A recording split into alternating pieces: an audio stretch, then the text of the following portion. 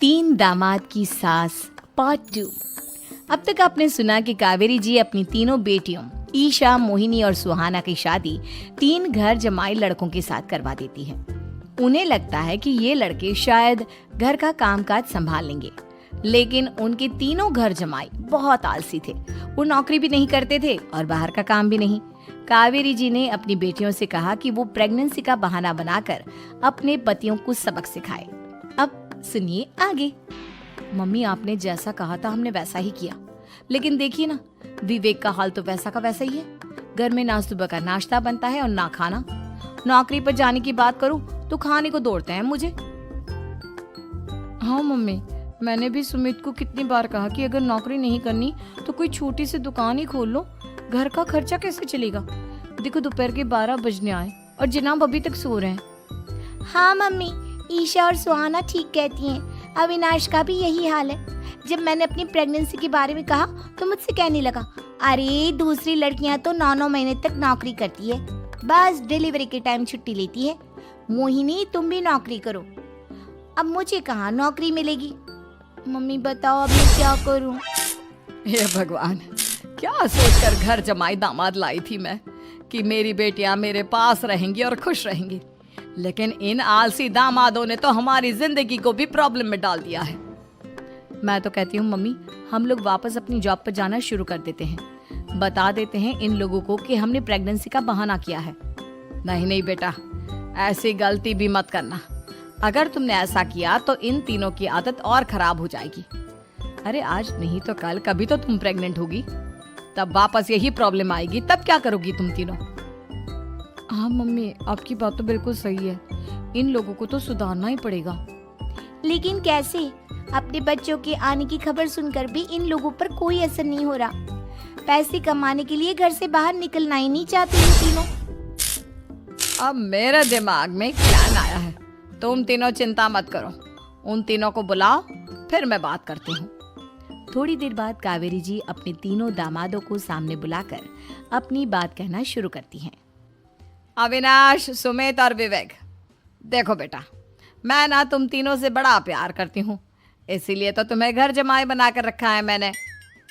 अरे मम्मी जी, सीधे सीधे कहिए ना, क्या बात है? प्यार तो हम भी आपको बहुत करते हैं। अरे मम्मी जी, आपकी इज्जत भी बहुत करते हैं। अरे भाई, आपके जैसी सास और कमाने वाली बीवी सबको मिलती है क्या? हाँ मम्मी, विवेक और सुमित ठीक कह रहे हैं। आपकी बेटी से शादी करके मेरी तो जिंदगी ही अच्छी हो गई है। जानती हूँ मैं, और ये भी जानती हूँ कि तुम तीनों अपने अपनी बीवियों से बहुत प्यार करते हो। बेटा, बात ऐसी है कि हमारे कुल गुरु ने कहा है कि प्रेग्नेंट होने के बाद मेरी तीनों बेटियां शुरू के 4 महीने हमारे गांव में जाकर रहेगी, जहां मेरे चाचा जी रहते हैं। अरे लेकिन क्यों मम्मी, गांव में जाकर रहने की क्या जरूरत है इन तीनों को? वो क्या है ना बेटा, हमारे परिवार को एक श्राप है। अगर मेरी बेटियों ने यहाँ पर बच्चा पैदा करने की कोशिश की तो उनके बच्चों को कुछ भी हो सकता है। इसलिए अब से लेकर 4 महीने पूरे होने तक इन्हें गांव वाले घर में रहना पड़ेगा। हाँ तो इसमें प्रॉब्लम क्या है मम्मी जी? हम भी वहाँ जाकर रहेंगे, पिकनिक मनाएंगे। अरे भाई, बीवी जहाँ हम भी वहाँ। हाँ यार, आइडिया तो बहुत अच्छा है। शहर की जिंदगी में रह रहकर परेशान हो चुके हैं, अब कुछ दिन गांव में बिताएंगे। तुम लोग समझने की कोशिश क्यों नहीं करते? तुम में से कोई भी वहां नहीं जा सकता, और मैं यहाँ रहूंगी ना तुम तीनों के साथ। 4 महीने की तो बात है, उसके बाद ये तीनों ही लौट कर आ जाएंगी। ठीक है मम्मी जी, अब हमारे बच्चों का सवाल है तो ये तो करना ही पड़ेगा। कावेरी अपनी तीनों बेटियों को कुछ दिन के लिए घर से बाहर कहीं दूसरे शहर में रहने के लिए भेज देती है। कुछ दिनों के बाद, अरे मम्मी जी, बहुत दिन से पिज्जा नहीं खाया, मंगवाइए ना।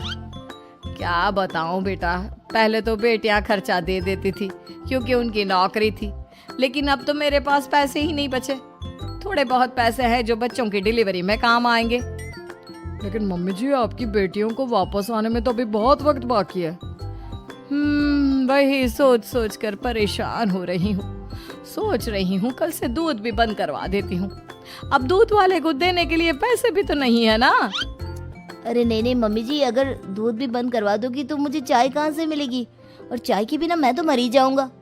क्या करूं बेटा, इसके अलावा हमारे पास कोई ऑप्शन नहीं है, मेरे पास पैसे ही नहीं बचे। इस तरह कावेरी जी धीरे धीरे अपने तीनों दामादों को पैसे देना बंद कर देती हैं और घर में खाने पीने की चीजें लाना भी बंद कर देती है। अब वो तीनों बुरी तरह से परेशान होने लगे थे और इसलिए एक दिन तीनों प्लान करके घर से बाहर निकलते हैं और बाजार में जाने के बाद यार अच्छा खाना खाए हुए कितने दिन हो गए, पता नहीं कब अच्छा खाना मिलेगा। हमारी बीवियों के जाने के बाद तो हमारी हालत भिखारियों जैसी हो गई है यार।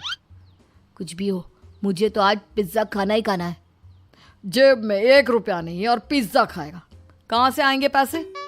अरे देख वहाँ सामने बोर्ड पर क्या लिखा हुआ है, कंप्यूटर पर काम करने के लिए एक आदमी की आवश्यकता है।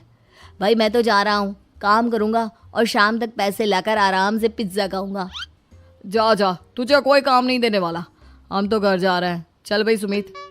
सुमित और अविनाश वहाँ से चले जाते हैं और विवेक उस कंप्यूटर शॉप पर सारा दिन काम करके 5,000 रुपये कमा कर घर लौट कर आता है और अपने खाने के लिए अच्छी अच्छी चीज़ें भी लेकर आता है। ये देखकर विवेक और सुमित के दिल में भी कुछ पैसे कमाने की इच्छा जागती है। अरे सुबह सुबह कहाँ चल दिए तुम? मम्मी जी एक बहुत अच्छी जगह मिली है, कंप्यूटर पर काम करने के 5,000 मिले थे कल मुझे। अगर रोज़ काम करूँगा तो पूरे 40,000 की तनख्वाह। अरे वाह, ये तो बहुत अच्छी बात है दामाद जी, आपको जाना ही चाहिए।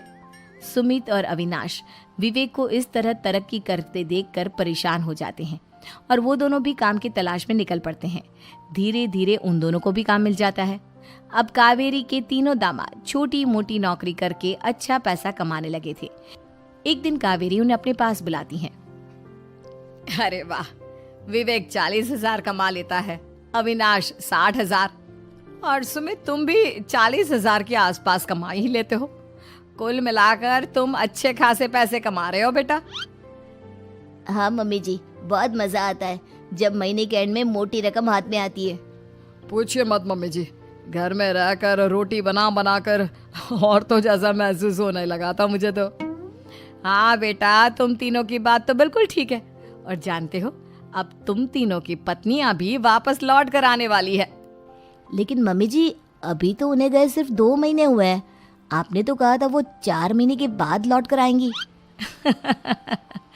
ऐसा कुछ नहीं है बेटा, मैं सिर्फ तुम तीनों को सबक सिखाना चाहती थी कि आदमी घर में बैठकर बीवी की कमाई खाता हुआ अच्छा नहीं लगता। इस दुनिया में हर इंसान को मेहनत करनी चाहिए, काम करना चाहिए, चाहे वो औरत हो या आदमी, ताकि अपने परिवार को संभाल सके। कावेरी की बात सुनकर उन तीनों को अपनी गलती का एहसास होता है और कावेरी उन्हें सच बता देती है कि ईशा, सुहाना और मोहिनी शहर में ही कहीं दूसरी जगह रह रहे थे। शाम के वक्त उन तीनों की पत्नियां लौट कर आ जाती है और कावेरी जी का परिवार एक खुशहाल परिवार की तरह रहने लगता है।